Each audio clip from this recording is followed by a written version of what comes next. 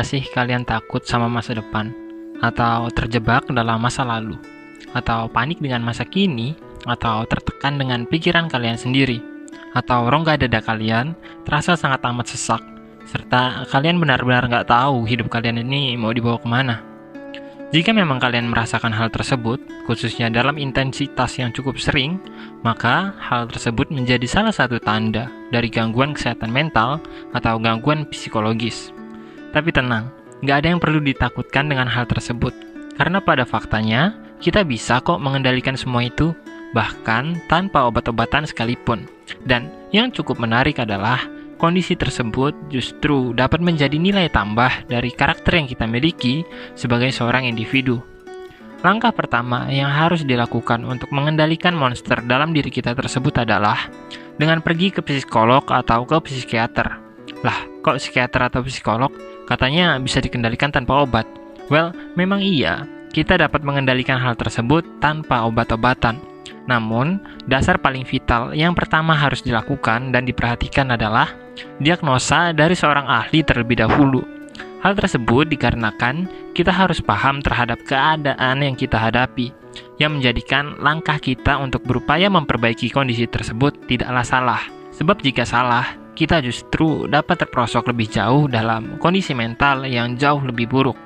Jika kita berhasil memahami kondisi yang kita hadapi, anggaplah seperti depresi, anxiety disorder, bipolar disorder, borderline disorder, atau apapun itu, maka kita dapat menyusun langkah-langkah selanjutnya untuk berusaha mengendalikan kondisi tersebut.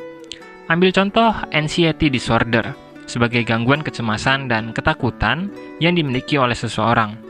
Ketika kita mengetahui bahwa kita memiliki kondisi tersebut, maka kita harus memberanikan diri untuk bertanya pada diri kita sendiri, khususnya dalam konteks permasalahan rasa cemas dan rasa takut. Apa yang sebenarnya kita takutkan dalam hidup dan apa yang sebenarnya kita cemaskan dalam hidup? Setelah kita menemukan jawaban tersebut, maka kita harus berani berkata pada diri kita sendiri bahwa kecemasan dan ketakutan adalah hal yang normal dalam kehidupan, di mana semua orang memiliki hal yang sama, meskipun dalam intensitas yang berbeda. Melalui pemahaman tersebut, perlahan kita dapat menerima diri kita sendiri dengan sebuah fakta, bahwa nggak ada salahnya untuk merasa cemas dan takut, selama kita berusaha mengontrol dan mengetahui apa yang sebenarnya kita takutkan dan apa yang sebenarnya kita cemaskan. Contohnya, seperti masa depan. Nggak ada salahnya kita takut dan cemas terhadap masa depan. Tapi kita juga harus paham bahwa masa depan itu di luar kendali seluruh manusia, yang dengan kata lain, kita tidak akan pernah mampu mengendalikan hal tersebut. Bahkan, dengan prediksi seakurat apapun, masa depan dapat dengan mudah berubah dan tidak sesuai dengan kesimpulan yang telah ditentukan. Kita harus paham bahwa ketakutan dan kecemasan yang kita miliki hanyalah sebuah keputusan yang terlalu prematur untuk menentukan nilai yang kita miliki sebagai manusia. Sebab, tidak ada yang tahu ke depannya akan seperti apa dan bagaimana. Contoh kedua, dapat kita lihat dari seseorang yang merasa bahwa dirinya adalah manusia yang gagal dan tidak cukup baik dalam kehidupan. Polanya sama seperti sebelumnya, yakni kita harus berani mempertanyakan hal tersebut dan menemukan jawaban dari pertanyaan itu. Seperti fakta bahwa definisi dari nilai baik dalam kehidupan manusia sangat amat subjektif, yang menyebabkan seseorang dengan anggapan bahwa dirinya adalah orang yang baik dapat berbanding terbalik dengan perspektif yang berbeda. Dan sebaliknya, kita yang berasumsi bahwa diri kita tidak cukup baik pun pada dasarnya dapat menjadi baik dengan orang-orang yang tepat, yang memahami nilai dan keunikan yang kita miliki sebagai seorang individu. Jadi, dalam konteks masalah gangguan kesehatan mental yang meliputi keraguan pada diri sendiri, harus didasari oleh kepercayaan dari orang pertama yang paling mengenal diri kita, yakni diri kita sendiri. Dengan memahami bahwa definisi yang dilekatkan oleh masyarakat terhadap kehidupan kita itu sebenarnya subjektif, seperti kita yang dituntut untuk menikah pada usia tertentu, untuk mapan pada umur tertentu, dan lain-lain, pada dasarnya semua itu dapat kita tolak dengan mudah ketika kita sadar bahwa kehidupan yang kita miliki ini adalah milik kita sendiri, bukan milik orang lain yang bahkan tidak mau mengerti kondisi hidup yang kita jalani. Jadi, mereka nggak bisa seenaknya memberi penilaian terhadap apapun langkah yang kita ambil dalam hidup, selama kita tidak melanggar batasan moral dan etika dalam kehidupan. Pada dasarnya, faktor paling mendasar yang menentukan kesehatan mental yang kita miliki adalah bagaimana kita mampu untuk mengenal diri kita sendiri dan mencoba untuk mengontrol kesadaran kita bahwa dunia ini dipenuhi dengan beragam kompleksitas. Jadi, baik kesimpulan yang kita berikan pada diri kita sendiri bahwa kita tidak cukup baik, atau kesimpulan yang diberikan oleh masyarakat terhadap kehidupan kita, pada dasarnya tidak terlalu penting, karena semua bisa berubah. Kunci utamanya adalah bagaimana kita mampu untuk menyadari perubahan tersebut dan berusaha semaksimal mungkin untuk mengarahkannya pada alur yang positif, yang kemudian mengantarkan kita pada bagian kedua dari pembahasan kali ini, yakni ketika gangguan psikologis yang dapat menjadikan kita sebagai seorang individu yang memiliki kepribadian spesial. Setelah kita memahami kondisi yang kita miliki, atau bahkan kita berhasil menerima dan meringankan keadaan mental kita, maka kita dapat belajar mengendalikan semua itu jika kita memang mau untuk berubah dan menjadi lebih baik. Yang harus dilakukan hanyalah dengan memahami bahwa kondisi mental kita hanyalah sebuah alat atau perangkat yang fungsinya tergantung bagaimana diri kita mampu untuk mengendalikan hal tersebut.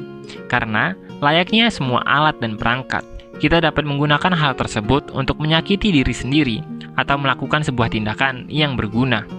Contohnya seperti sebuah kecemasan dan ketakutan yang merupakan ciri utama dari anxiety disorder.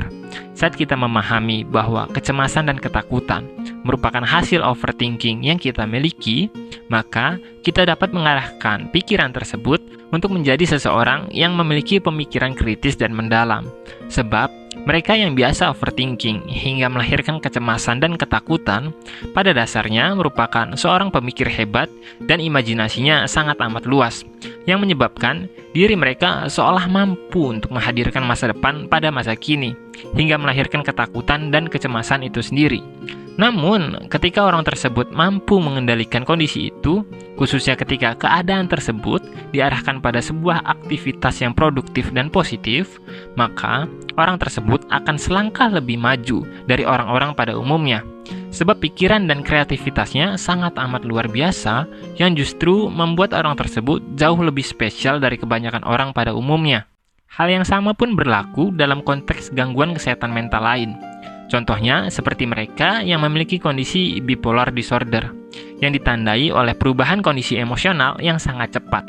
Ketika orang tersebut mampu memahami dan mengendalikan kondisi yang dimilikinya, maka dirinya memiliki kemungkinan cukup besar untuk menjadi seseorang yang sangat amat profesional, yang dapat terlihat tenang bahkan ketika dirinya sedang tertekan, atau tetap ramah meskipun dirinya sedang marah.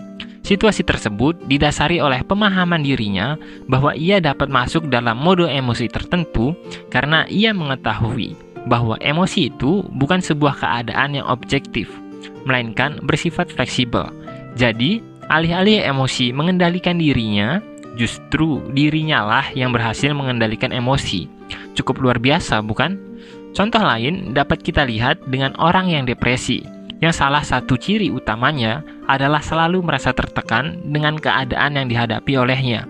Ketika seseorang yang depresi berhasil memahami dan mengendalikan kondisi yang dimilikinya, maka dirinya akan menjadi seseorang yang sangat amat tenang, bahkan dengan beragam tekanan yang membuat panik kebanyakan orang.